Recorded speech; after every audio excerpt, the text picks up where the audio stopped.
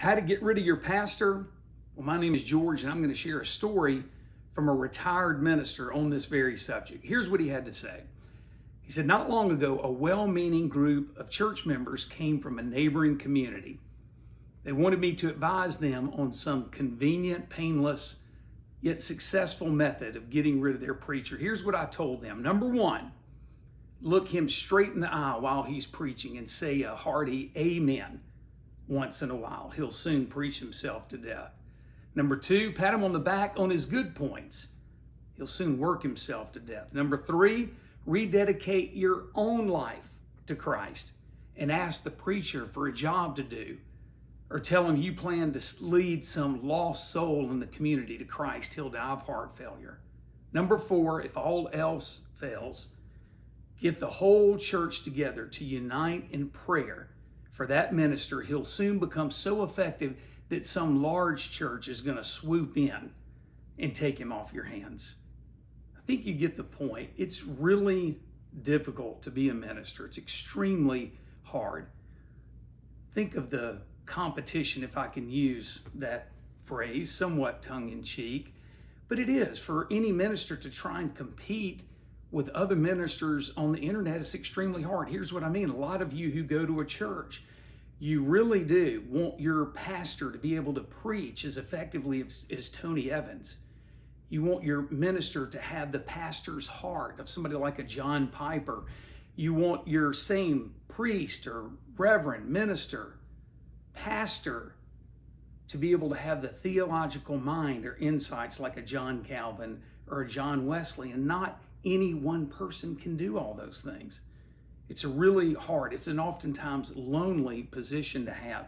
And I think there are three things you can do instead of trying to get rid of the pastor to encourage the pastor. You need to tell your pastor three different things. Number one, I want you to remind your minister about that one time they showed up at a desperate time when you needed them. You know, there's some things that you can fake. You can fake caring. You can fake being concerned. You can fake all sorts of things. You can't fake showing up. And there was that one time that you were in a moment of need, maybe a moment of desperation. And then you looked up, let's say, at the hospital in the emergency room, and here comes that minister through those doors. That probably meant everything. Remind your minister of how much that meant to you. That's number one. Number two, tell your pastor, priest, minister, reverend to go.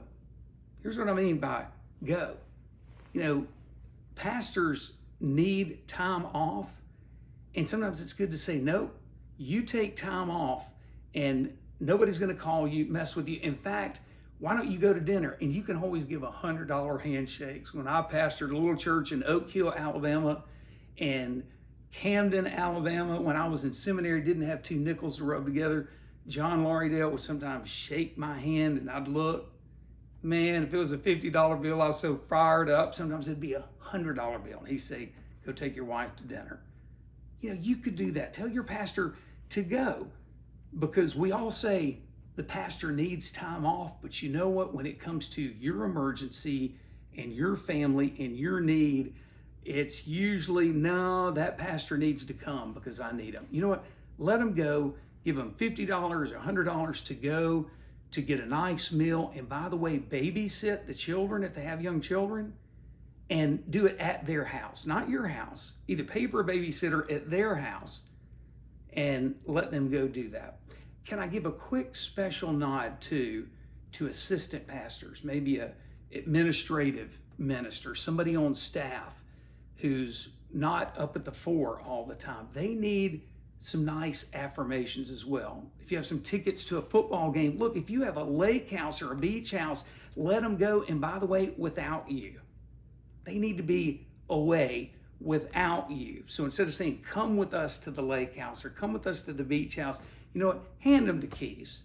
It would really mean a lot. Trust me, I know. It's a difficult thing to be a full-time pastor of a church. Number three,